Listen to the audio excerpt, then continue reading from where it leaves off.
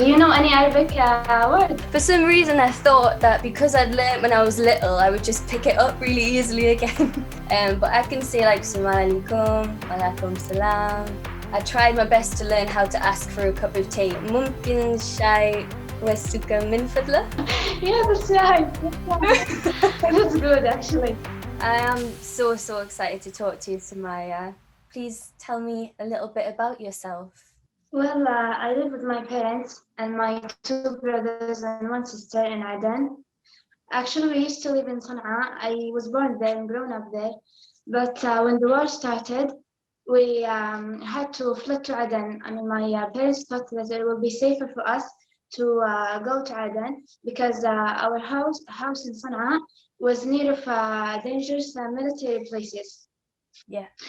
And I didn't visit Sana'a since then, I mean. My grandfather, Mohammed, was from Aden, so I guess we've got a little connection there now that you're living there for the time being. So you're not at school currently, or are you still able to go to school?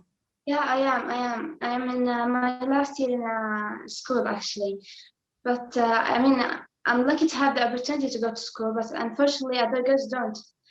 Yeah. Do you enjoy going to school? Do you have a favorite subject?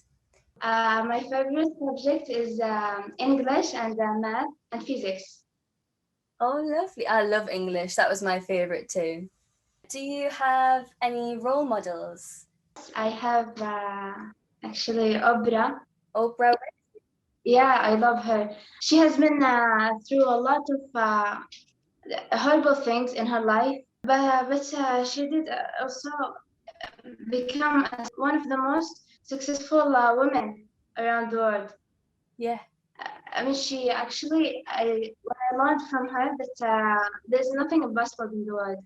I mean, I don't think that she knew that she would become this successful woman in the future when she was a little girl.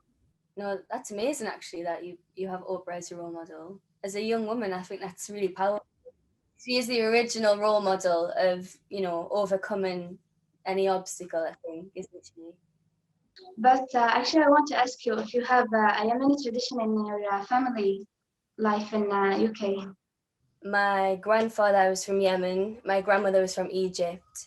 I have really fond memories growing up of my granddad going to the mosque and cooking me Yemeni food, and telling me all these stories about, living in Yemen.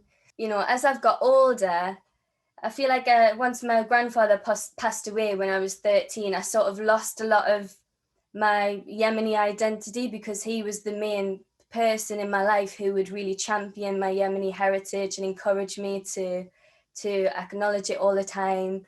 Do you know any Arabic words? Actually, on my last tour, I tried learning, but it's actually a lot harder.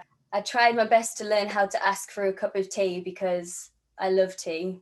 I can't go a day without a cup of tea. So I think I can kind of say it. ممكن شاي والسكر من فضلك? How was that? Yeah, that's right. That's good, actually. As a birthday gift, my mum has got me Arabic lessons. So watch this space, Maya. So it's lovely to have you with us today. It's so wonderful to have a young woman like you supporting and being with UNICEF. What is it that you do with UNICEF? My name is Malak. I work with UNICEF in Yemen as an advocacy specialist. It's a country where you have 30 million people, and then you have almost 2/3 of that who are children. And then 2/3 of them as well, they're really in need of support. So you're speaking about millions of children who need support either on the education side or the health side or the water and sanitation side. I still remember this one story of a 12-year-old girl who dropped out of school for 2 years.